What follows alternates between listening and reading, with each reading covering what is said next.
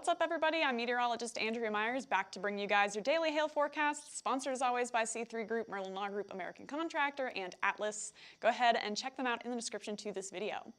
So we're going over number 8 of our top 10 severe weather events, and there's a little hurricane symbol on there, so guess which one it's going to be. And then we are talking about our storm chances. It's going to be late tonight into early morning tomorrow when these storms are expected to start picking up. And then we could potentially see more activity tomorrow, looking like it's going to be more widespread in terms of intensity and coverage. So we're going to go over the where, when, and why. All of that good stuff is coming after our upcoming events here. We got 4 of them here, guys, so bear with me. The first is going to be the cause and effect training. It's going to be at our Hail Trace office here in Edmond, Oklahoma, 80 East 5th Street. It's going to be on January 18th through the 19th, and we got a bunch of cool speakers here. Let's see, it says Todd Stern, Galen Hare, Jared Sherman, Drew Houghton, Derek Klein, and John Choquette. So we got some of our own folks from Hail Trace here getting ready to talk to you guys about all sorts of good info. So if you guys want to purchase tickets, you guys can go ahead and email Justin. His email address is justin@hailtrace.com. So go ahead and reach out to him to get signed up for that event. Then we are going to be at the CRA Trade Show. This one comes every year. We love heading out to it and seeing you guys there.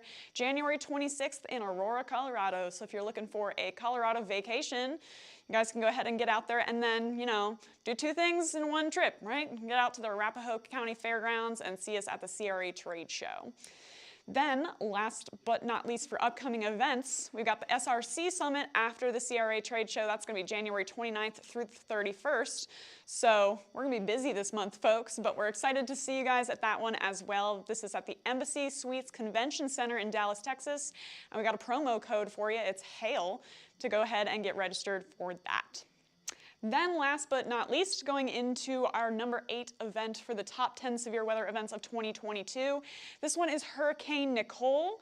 In terms of damage, didn't do quite as high of numbers as, you know, some of our hail events that we've been talking about, but it was one of 2 landfalling hurricanes last year, produced Category 2 damage in Bermuda, Category 1 damage in Florida when it made landfall, had up to 80-mile-an-hour winds along Florida's east coast in areas like Melbourne, and then, you know, as it went, it was the only the 3rd hurricane to make landfall in the month of November for Florida, so kind of a record breaker there, or record setter or whatever.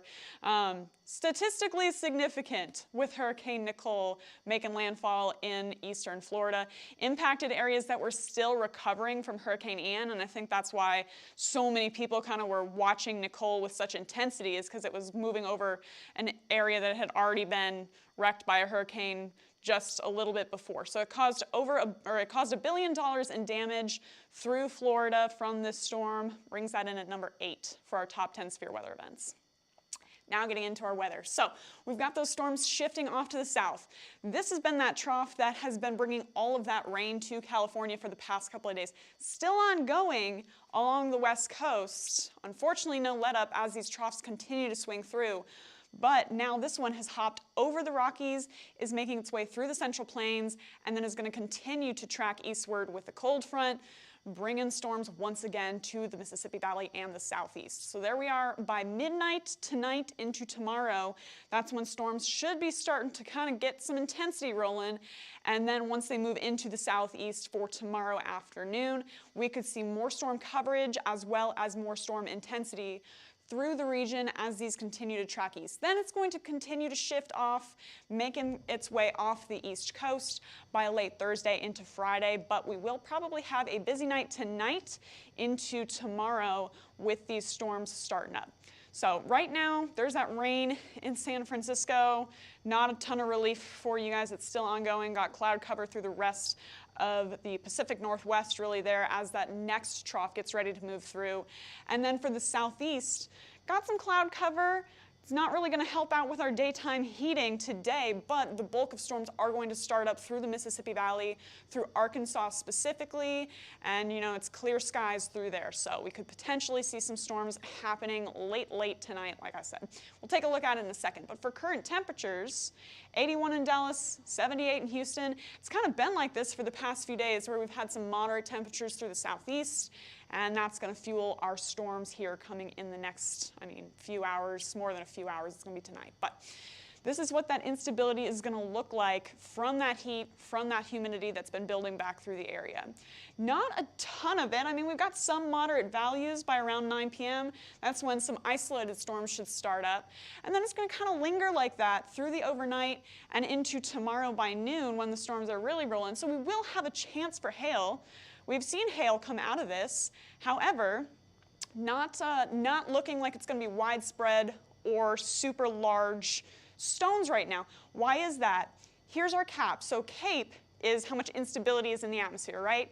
CAP is basically the reverse of that, like how much is the atmosphere trying to keep these storms from forming. So where all these deep blue values are, that's where the CAP is at its strongest, and that's where storms are going to have the hardest time forming. And we have some that are forming on top of it, so they're super elevated, but then that hail melts when it gets to the ground, so it's reaching smaller sizes, right?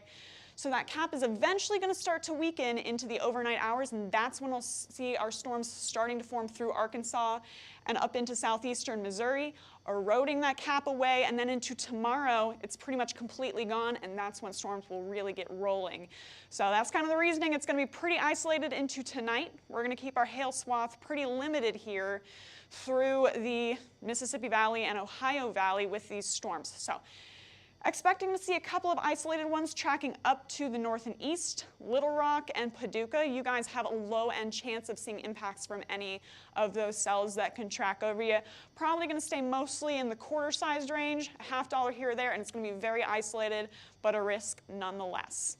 It's going to look very similar for wind, very isolated, once again, in terms of wind gusts that could occur with this system as those storms continue to try to erode away that CAP. Little Rock and Paducah, you guys have a low-end chance of seeing some severe gusts as well as potentially a tornado, and that chance for tornadoes is going to increase the further to the north and east you get. Once again, we get more and more instability and less of that CAP. So that's our situation for today into tonight. Then tomorrow, things are going to be very different. I mean, again, you saw we have clear air there, no real inhibition to these storms as they continue to develop. So there we are by the morning. By 11 a.m. East or Central, noon Eastern, we've already got that line of storms forming. We could potentially see straight line wind gusts along that line, as well as rotating storms. A tornado or two is possible into tomorrow. Going to continue to track off to the east, and then we've got some cells forming ahead of that line that could potentially get us all risks as well. So we got everything on the table once again for the south and east into tomorrow afternoon. It is going to be a daytime risk, so that's, I mean, at least some good news. So many of these have been overnight. We're going to see these happening into tomorrow, but I mean, for tonight into tomorrow morning, that's when things are going to be trying to get themselves together. And then when we're in the full swing of things, that'll be when the sun is out for the south and east. Then things are going to continue to shift off to the east, moving off the coast by around midnight on Thursday through Friday. So we should see a clearer Friday for you guys. But for hail and wind, we do have a risk for tomorrow. So looking at quarters to $0.50 through the area, not a ton of instability into tomorrow, but again, quarters to $0.50 possible for any of you guys through Birmingham, Montgomery, Atlanta, Mobile. Could see some severe hail here and there with those storms. Then it's mostly linear, so wind and tornadoes will be the main threat into tomorrow. We got this whole swath ready here for you for some severe winds possible, starting down in Mobile, up through Birmingham and Atlanta. The central area here is probably where we'll see the best chance to see some stronger winds where the bulk of that line is tracking through. And then off towards Charlotte, Nashville, Louisville, we're a little bit, out of the most intense part of that line currently. So lower end chance for you guys, but still a possibility to see some tornadoes as well as severe straight line wind gusts. So another busy day in store for the southeast, and we're going to keep you updated on everything as it happens into tomorrow. So go ahead and follow us on YouTube, Facebook, Instagram, Twitter, and TikTok. If you guys want to hit See First on Facebook, you'll never miss one of our live videos, and you can also hit that subscribe button everywhere else. And then if you want to get in contact with us, go ahead and call us at 855-334-4245. We've had our 4.0 update release, so if you guys have any questions about that, that's a good number to call, and we'll walk you through it. And then we can also be reached at info@hailtrace.com or our website, hailtrace.com. And again, we'll keep you updated and advised on everything that's happening into tomorrow and the next few days. But for now, I'm meteorologist Andrea Myers. Thanks for watching.